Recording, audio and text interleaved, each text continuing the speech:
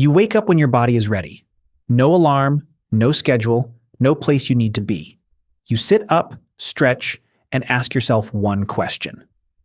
What should I do today? For 99% of human history, this wasn't a hypothetical. This was every single morning for roughly 300,000 years.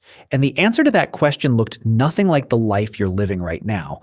Modern humans spend about 90,000 hours of their lives working. That's roughly 1/3 of your waking existence dedicated to a job.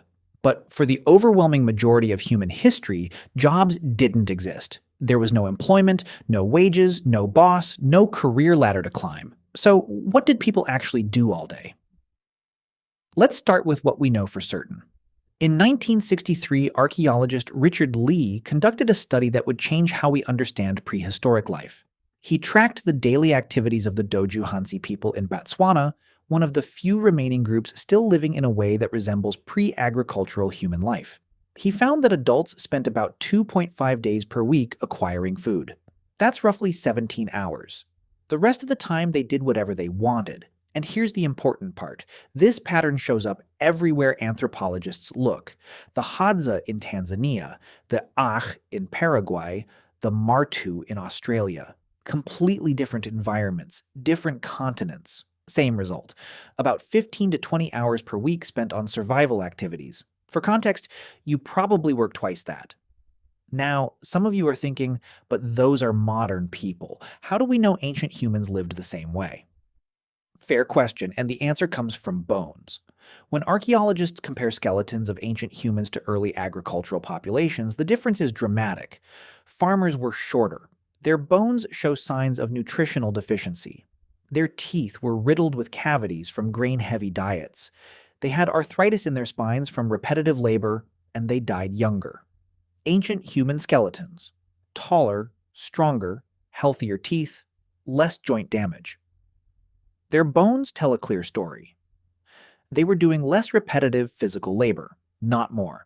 But the most fascinating evidence comes from something archaeologists found that shouldn't exist if survival was a constant struggle. Art. In 1994, explorers discovered Chauvet Cave in southern France. Inside were paintings created roughly 30,000 years ago. Horses, lions, rhinoceroses rendered with perspective, shading, and movement. These weren't crude stick figures. This was sophisticated art that required skill, planning, and most importantly, time.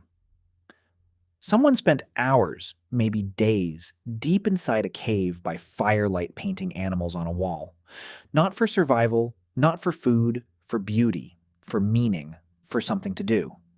In Blambo's cave in South Africa, archaeologists found 100,000-year-old perforated shell beads, tiny holes drilled through seashells, clearly meant to be strung together as jewelry.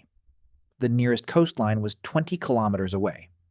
Someone walked 40 kilometers round trip just to collect shells, then spent hours carefully drilling holes with stone tools just to look good. In 2008, researchers found a 40,000-year-old flute carved from a vulture bone in Germany. 5 finger holes, perfectly spaced. Whoever made this understood music. They understood pitch, and they spent significant time crafting it. Not for hunting, not for defense, for music. These aren't isolated finds. Across Europe, Africa, and Asia, archaeological sites from 100,000 years ago onward are filled with evidence of decorative objects. Carefully crafted tools far more elaborate than necessary for survival, and items that required hours of focused work with no immediate practical benefit. This is what people did when they weren't securing food. They created, they decorated, they made things beautiful. So let's reconstruct a day. You wake up around dawn. The fire from last night is still smoldering. Someone adds wood. You eat leftover meat or fish from yesterday. Maybe some nuts or berries collected the day before.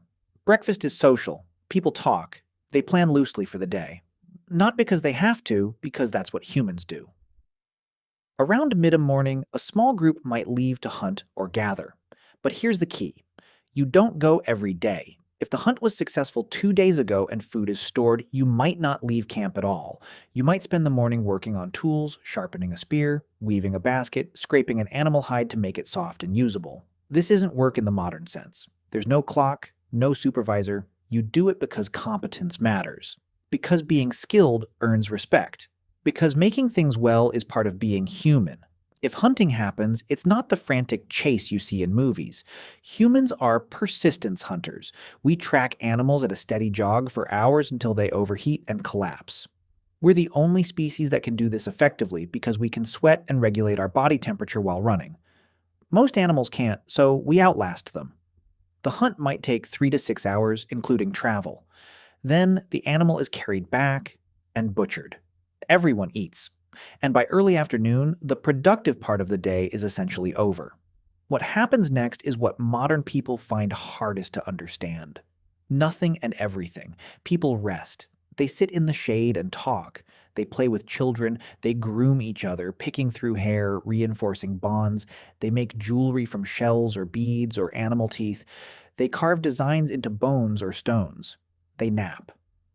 Anthropologist James Sussman documented that among the Juansi, adults spend roughly 6 hours per day in what he called social time. Not working, not sleeping, just being with other people, talking, laughing, telling jokes. Because in a world without money or police or written contracts, your survival depends entirely on your relationships. If people don't like you, they don't have to share food when you're hungry.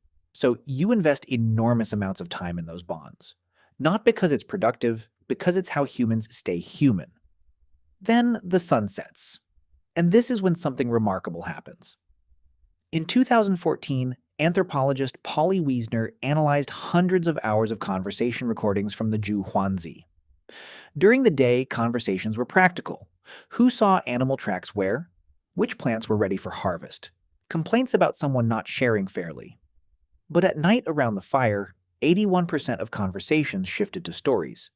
Myths about how the world began, tales of ancestors who did impossible things, jokes that made everyone laugh, adventures from far away. Wiesner argued that this is where human culture was actually born. Gods, spirits, the past, the future, things you can only think about when your stomach is full and you're safe. And people didn't go to sleep and stay asleep the way you do now. Historical records from medieval Europe and sleep studies from the 1990s confirm that before artificial light, humans slept in 2 phases. First sleep for about 4 hours, then a wakeful period of 1 to 2 hours in complete darkness, then second sleep for another 4 hours. So, here's what a full day looked like. About 4 to 6 hours securing food or making tools. About 6 hours in social interaction, storytelling, grooming, playing about 8 hours sleeping in 2 separate phases, and the resting, sitting, watching clouds, doing nothing in particular, existing without needing to justify your existence through productivity. Then, about 10,000 years ago, something changed. Humans in the Fertile Crescent began planting seeds and domesticating animals. Agriculture is a trap. Once you start farming, you can feed more people. More people means you need more food. More food means more farming. Within a few generations, populations exploded, and there was no going back because now there were too many mouths to survive by hunting and gathering. You were locked in. And farming required far more labor. Plowing, planting, weeding, harvesting, storing, defending crops from animals and raiders. The skeletal evidence is unambiguous. Early farmers worked harder, ate worse, and died younger than the hunter-gatherers who came before them. But the population kept growing, and with larger populations came specialists, toolmakers, potters, weavers, inventors, then soldiers, priests, administrators, and eventually jobs, employment, the idea that your time belonged to someone else in exchange for resources. By the time we built cities, the original human lifestyle was gone, replaced by schedules, obligations, the need to work most of your waking hours just to survive in the system we created.